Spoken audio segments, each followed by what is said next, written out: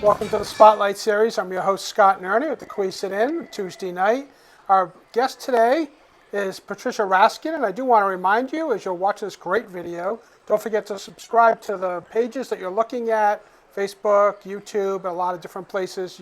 Don't want to miss interviews like this. Patricia, welcome to the Spotlight Series. Thank you, Scott. So great to have you here. Thank you. I know this is a little switch because you're usually on this side of the camera and microphone, so Often. I really think it's an honor to talk to you. Thank you. You are well known for positive living and positive aging. I'd like to kind of open with that and talk a little bit about that and your background. Well, I'll kind of start with how it all began, because it really does lead to positive aging. But when I was young, probably when I was in my early 30s, late 20s, early 30s, I was very interested in wellness and interested in living to 100. And in those days, the people who lived longest that we heard about, the centenarians, were called the Hunzes. Now it's changed. There's 5 different places on the planet where people live the longest, and Dan Buettner talks about that in his book Blue Zones and in his videos. But so at those days it was the Hunzes, and I read about them. And I read about how they ate, and they also lived off the land, and they walked a lot, and they were in high altitudes, and they had community. And I just wanted to live longer and healthier. And I had an opportunity in those days, I was teaching, to do a TV show when cable TV was just starting. So I'm dating myself a little bit here, but it was just starting. And someone said, well, why don't you do a program? And I thought, well, that would be interesting. I'll do something on positive people, positive living. And I remember calling the studio and saying, this is what I want to do. And they said, well, come on down and do it. And I said, what? And what had helped me is that I was a child performer, I was a singer, so I knew how to be in front of people. But it was the beginning for me. It was the beginning on cable TV is how I started. And I've kept that same theme, Scott, for all of these decades. It started out as positive people, it went to positive living, positive business, positive aging, positive dating. I mean, that's what I've done, because what I really want to show is what works. We all know what doesn't work. We hear it every day, every minute, and we're programmed for that. But how do we stay up when things don't go so well? And so that's what I do. So you've mentioned 2 things, positive living and positive aging, which obviously they both kind of go together, but can you elaborate a little bit about the difference? Well, it's the same thing except you're older. And now that I'm older, it's now positive aging. Now, we really can do almost the same things, but we may not move as fast, we may not see quite as well, we may walk as quickly, but so what? We can still do these things and enjoy them. And I think with age comes wisdom. We have the wisdom. Someone said something to me the other day, and I thought, boy, if I had only thought about that when I was 20. But I didn't even know about that then. It wasn't even on my radar. So we have the wisdom now, and that allows us to really, I think, make better decisions and live life more fully if we want to. I agree. And if I think back to when I was a kid, we talk about ageism in the media. Back then, if you watch the news, Walter Cronkite, Tom Brokaw, Dan Rather, they were the staples. Like, they told you what was happening. Here's the true story, good and bad. Today, it's a lot of people seem to look up to the youngish generation, the pop stars, the people on TV. How does the media fix that? Well, it's interesting, because my role model in those days were 2. Barbara Walters, who people often said in the beginning, when I first started, that I kind of reminded me of her, but I loved her style. And the other person that I loved was Larry King, because Larry could get things out of you by being nice. He would just go, and he would get people to share, and he wasn't bullying, and he wasn't, sharp or negative, but he was just so interested. And those are styles that I really followed, and I watched them. They were like my teachers. I mean, I would watch these shows religiously, and I would watch what they did. So in terms of what do I think that it's really, it's a lot of your own personality and your own style. And I think you keep that throughout your life in a lot of ways. Certain things change. But those were my models then. I think now, there are a lot of people that have come up that are doing really well. But when I was really growing and changing and developing, those were the two that I really looked up to. Okay. Today, I really enjoy Anderson Cooper. I think he on CNN, because I think he can be tough, but he really has a lot of compassion and empathy. He does a lot of podcasts on grief, and he's been through a lot, and he's open about it. And I really, I think that makes a difference. No hidden agenda. That's how I feel about him. And as you're talking about how things have changed, technology's changed a lot since you were, first with TV and media. For the better, for the worse? Well, that's a whole other interesting story, Scott. I think for the much, much better. I mean, when I first started, if you wanted to see me or hear me, you had to be in that local radius. So, for example, I was on a lot of affiliate networks, like in those days, ABC affiliates, Fox affiliates, many years ago. So if you wanted to see that, you had to be there. Then when I went on radio, again, in broadcast radio, but in small stations.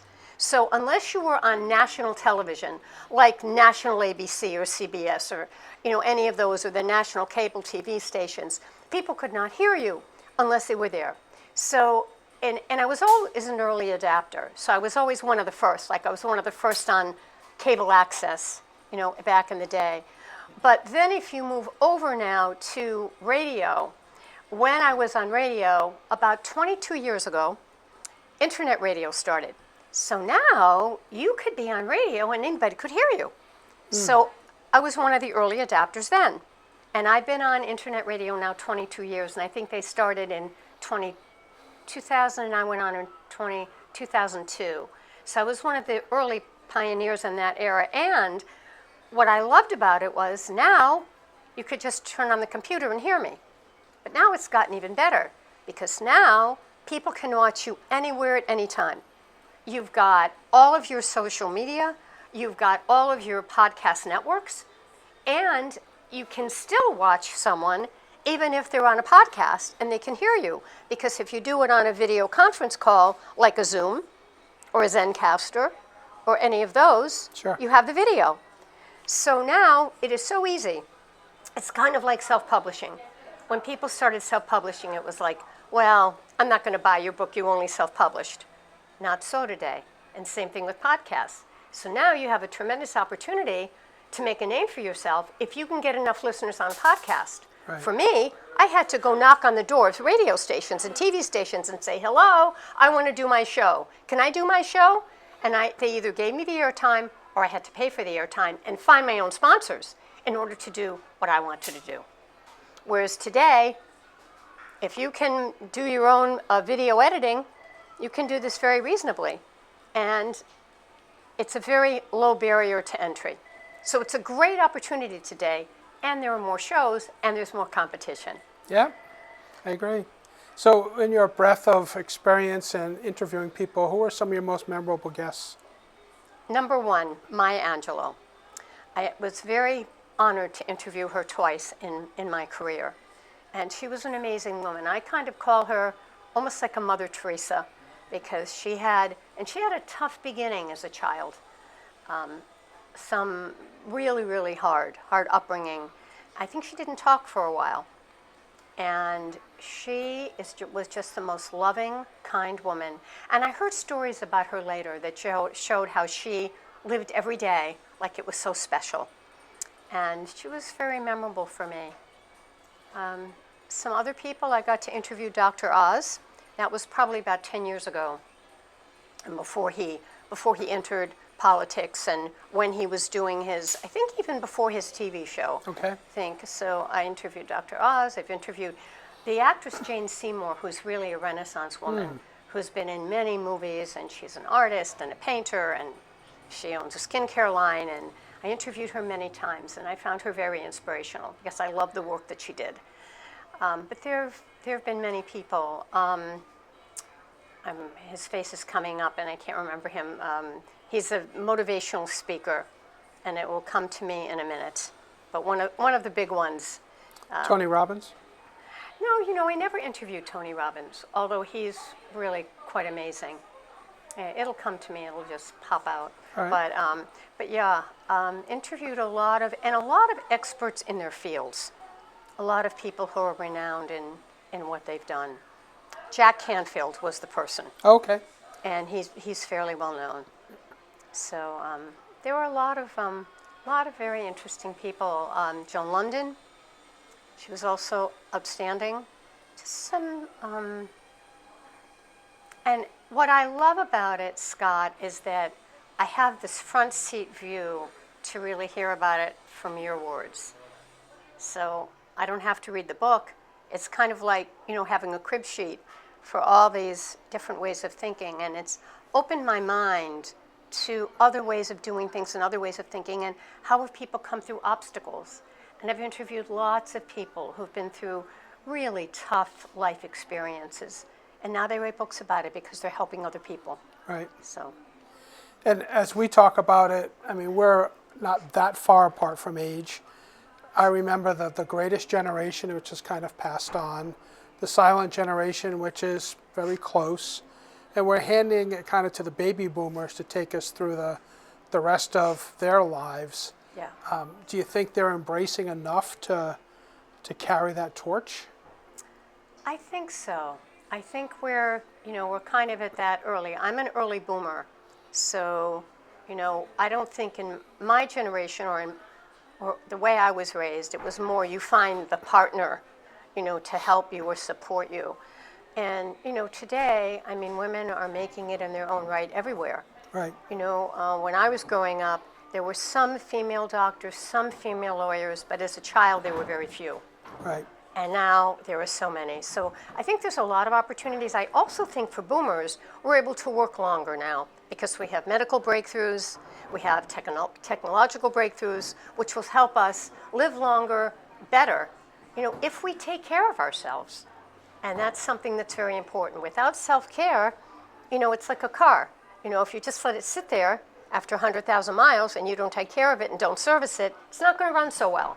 And so it's really very similar in that respect. Patricia, where can people find your current broadcasts or information? Thank you. I have, when I told you that I started on internet radio 20 years ago, I've had many shows in between, but I've kept that one show steady throughout, so I've had more than one show.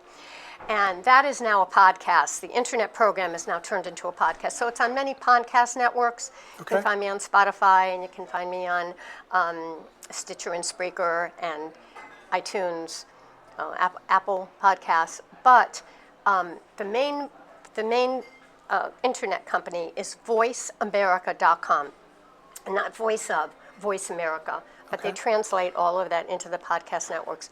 I also just finished last year, I did a series for Rhode Island PBS called Positive Aging. It was going to be a TV show, and it ended up being a podcast. And I interviewed lots of people who were experts in longevity. And it was wonderful. We talked about technology. We talked about, how can you stay healthy. I talked to Dr. Michael Roizen, who had written a book with Dr. Oz, and his book is called The Age Reboot. How do we live better longer?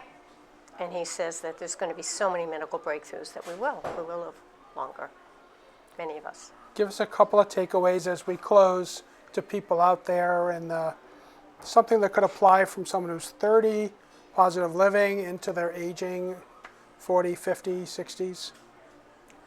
Always look for the opportunity in the obstacle. Whenever things seem tough, honor it. Know that it's hard. Be scared. Be upset. Be fearful, and be sad, because you need to feel all that. Not that it's fun, and really feel it, and then get up and say, "Where is that light? Where's the silver? Who can I talk to? Where can I go? There's something I can do to help myself." That would be my first one. My second one would be honor your skills and abilities. And what I mean by that is if you've got a skill, capitalize it and stay with it. Don't do the things you're not as good at. So for example, in doing the work I do, I don't do the technical work. Could I? Sure, I could learn it, but it's not my strength. This is my strength. So why not spend my time interviewing people and finding those people and helping people learn about this than spending hours and hours doing the technical part when someone else can do it really well and that's their strength. That's why I'm in this chair. So capitalize on your strengths and find the opportunity in the obstacle. Patricia, those are two great tips, but how can people find out more? They want to dig a little deeper and get to know you a little bit more. So how are you helping people today? Thanks for asking. What I'm doing today is I'm helping people spread their message, either by me hosting my own show, which I do, but also by helping them do their own programs. So I really have become a podcast producer and coach. So if you say, I want to get my message out, my positive message, I've written a book, or I have a company and I want to share what we're doing to help people, then I help you put together a podcast series. So we look at content, we look at guests, we look at style and presentation skills, and I help you do that, and then I have someone who edits it. So I really have become a podcast producer for other people as well as for my own. So I'm either spreading the message by interviewing people about getting their positive message out, or I help them do it with their own programs. And I also do corporate training as well with some of these skills. But I love helping people produce their own programs. So people can find me at patriciaraskin.com, and it's right there on my website. Great. Thanks so much. No, I think a lot of people are really eager to get this information. You've done so much for the community and many more episodes and stories to come. We really love everything we hear. Thank you so much for being on the Spotlight Series. Thank you very much.